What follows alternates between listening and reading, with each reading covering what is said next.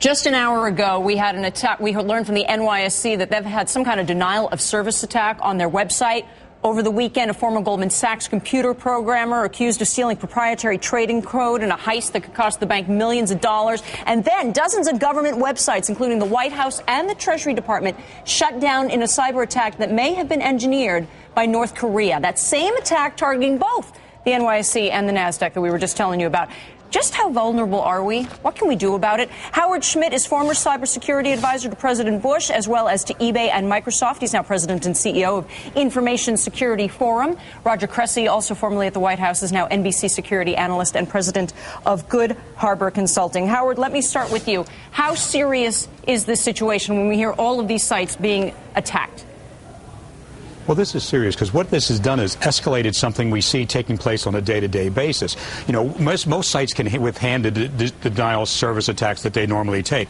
But to be able to have it to be such a magnitude and affect these major sites, that's a major escalation of the attacks against systems. Roger, it was about a month ago the president announced he was going to appoint a cybersecurity czar. Maybe they had wind of it at that time. Realistically, what could the government do to try and prevent these attacks? Well, the short answer is not much, because as Howard said, government networks are constantly under the threat of attack. Botnets are attacking on a daily basis. The real issue is what is the resiliency of the networks and whether any critical functions were compromised. So if the Department of Transportation's website is taken down, that's unfortunate. But if the FAA and the air traffic control network is being targeted, that's far more serious. So what we're seeing right now is predominantly nuisance at the government level, but that doesn't mean the threat is not serious. I was going to say, Howard, if they can do this to websites, can they take that next step that Roger's talking about and really start to affect the major executions that they have to complete? Well, that's always a possibility, but it's very, very difficult in these set of circumstances because as we do a better job about hardening the systems themselves, protecting them against people breaking into them, what happens is the bad guys fall back and say, okay, we can't break in, so what we'll do is we'll deny access to it and create a major traffic jam just so you can't use those services. Are they just toying with us right now, Roger, just to let us know that they're there and they could do more damage? I mean, is that what's going on here? Right now we're just calling this a nuisance. Right. Well, the big question is, who is it?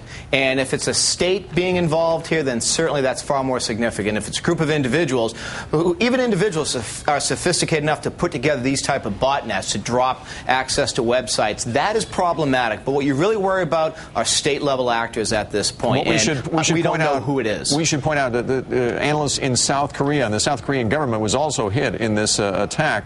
Their analysis seems to suggest that it is people either connected with North Korean government or people in the North Korean government right now.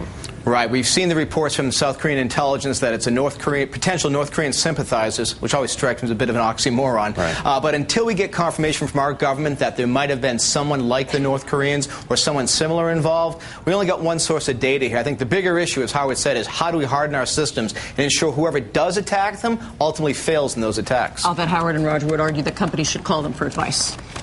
You bet. That would be a good start right there. Thanks, guys. Join ISF. Yeah. See you later, Howard and Roger.